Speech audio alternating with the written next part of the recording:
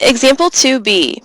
We're given the function r of x equals 1 over the quantity x plus 2 squared, and we're asked to graph using transformations.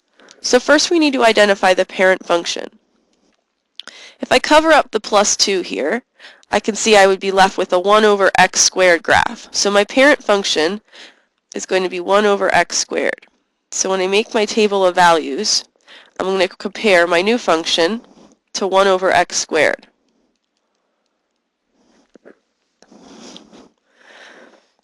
So I can see that I have a change inside the grouping symbol. Inside the grouping symbol, the parentheses, I'm adding 2. So if I'm adding 2 inside the grouping symbol, I know that that's going to be a horizontal shift left 2 units. So my transformation is a horizontal shift left 2 units. So to perform that transformation, I'm going to take key points on my parent function and subtract 2 from all the x values.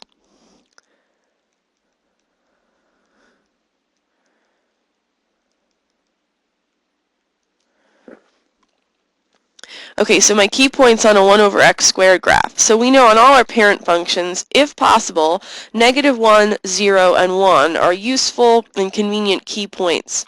So if I plug in a -1 into my parent function, 1 over -1 squared would give me a positive 1.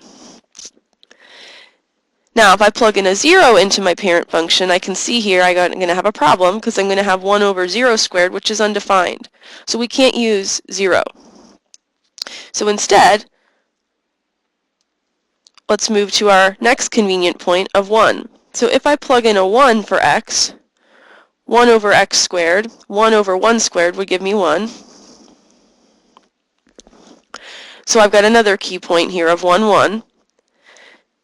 Now, instead of a third key point, we're going to use the asymptotes. Those are super important features of any rational function.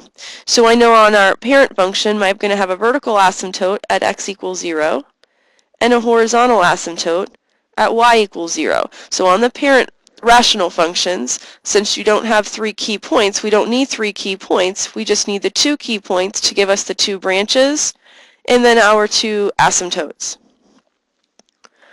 So now I'll take my x values of these 2 key points and I'm going to subtract 2. So -1 minus 2 will give me -3. Keep the y value the same because there's no vertical change to this parent function. And then I'll take my second x value, 1 minus 2, gives me -1. Keep that y value the same. Now with the vertical asymptotes, there's a couple ways you can look at it. If you think you have a vertical line of x equals 0, and if I shift my whole graph left 2 units, you can see that vertical line would shift as well. Or you can think another way, if x is 0, this is the set of all the points whose x value is 0. Well, if we subtract 2 from 0, we get -2. So now our new vertical asymptote will be at x equals -2. With the horizontal asymptote, if you're shifting a graph horizontally to the left 2, that horizontal asymptote won't change. Or another way of looking at it is because this is the set of all the points whose y value is 0, if we're changing the x values, that won't change. This is the set of points whose y value is 0. So this will stay the same. So now we'll go to Sketch, and we want to be familiar with the key shape, the shape of these parent functions. So the 1 over x squared graph is going to have a branch in the first and second quadrant. So when we shift this graph here now, we want to first sketch our asymptotes because that's going to be our new grid into which we're going to fit the branches. So I've got my new vertical asymptote. Just put some marks on the axes here. My new vertical asymptote at x equals -2. And then I've got the same horizontal asymptote as the parent function. Make this dashed here. So we still have y equals 0. So now our grid, we're going to fit our 2 branches. We're going to have one branch up in the upper right of the grid and our second branch in the upper left. So to get the precise location of those branches, we'll use our points. So we want the point -3, 1. So here's -3, 1.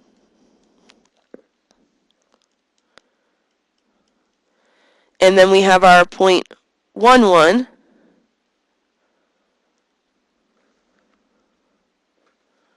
Oh, I'm sorry, our point -11.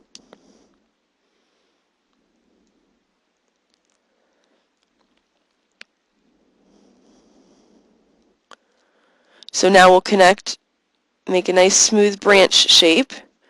And when we sketch these branches, we want to make sure they fit nice tightly in the grid. So we want to show that this branch is approaching this vertical asymptote, getting closer and closer to x equals -2, getting steeper and steeper. And here as well, this is flattening out, approaching this horizontal asymptote.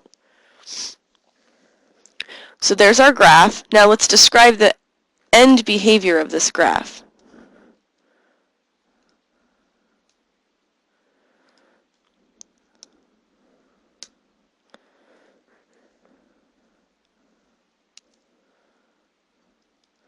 So our end behavior is the behavior of the function and the graph as x gets really, really large and really, really small. So as x gets really, really large, as x approaches infinity,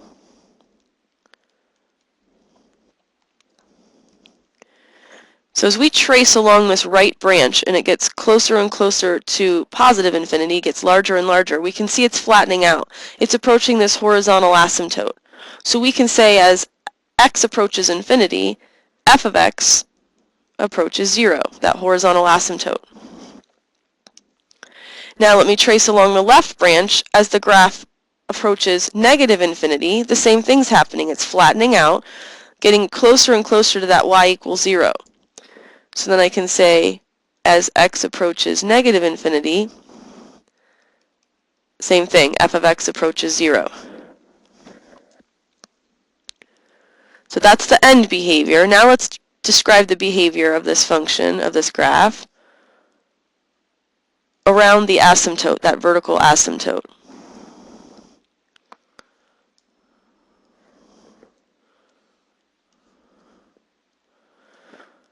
So here's the vertical asymptote, x equals -2.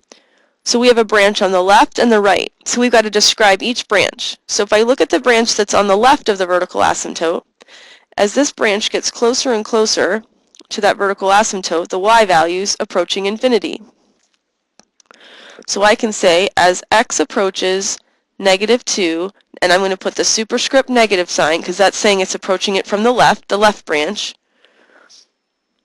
I can say the function f of x approaches infinity because it gets taller and taller and steeper and steeper. Now on the right, the branch that's on the right of the vertical asymptote, as I trace along it and get closer and closer to that vertical asymptote, the same thing happens. It gets steeper and taller.